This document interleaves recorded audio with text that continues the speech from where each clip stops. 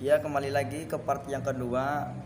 Perkenalkan, nama saya Adim Abdullah dari kelas 11 IPS 5 yang ingin menjelaskan dan memaparkan tentang reformasi gereja di Eropa. Lanjut saja dari definisinya, bahwasanya reformasi gereja di Eropa tidak terlepas dari gagasan Renaissance yang mulai berkembang di Italia pada awal abad ke-15 Masehi.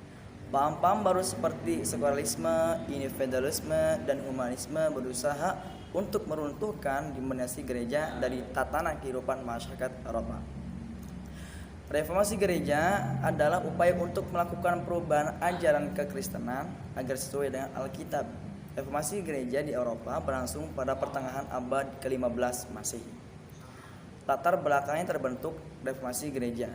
Dalam buku sejarah Eropa, dari Eropa kuno hingga Eropa modern pada tahun 2012, Wahyu Dijajah dijelaskan beberapa latar belakang reformasi gereja, di antaranya yaitu: yang pertama, adanya penyimpangan ajaran Kristen, terutama karena adanya praktik penjualan surat pengampunan dosa.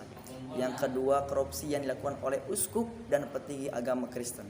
Yang ketiga, adanya keinginan dari negara Eropa untuk membebaskan diri dari kepemimpinan Paus. Yang terakhir, sikap gereja lama yang cenderung otoriter. Dalam segi kronologi, reformasi gereja dipelopori oleh Martin Luther pada tahun 1483 sampai 1548, yang merupakan seorang pastor dan profesor di Universitas Wittenberg, Jerman.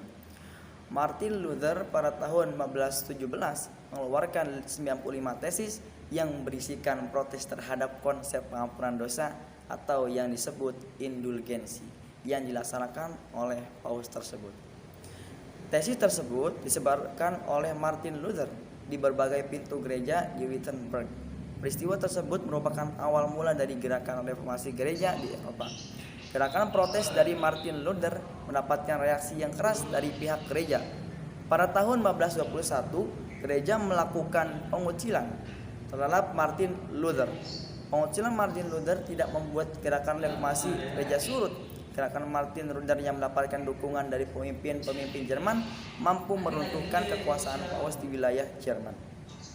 Untuk mengganti gereja lama, Martin Luther mendirikan gereja Lutheran yang menjadi gereja negara Jerman. Reformasi gereja juga berkembang di negara-negara Eropa lain.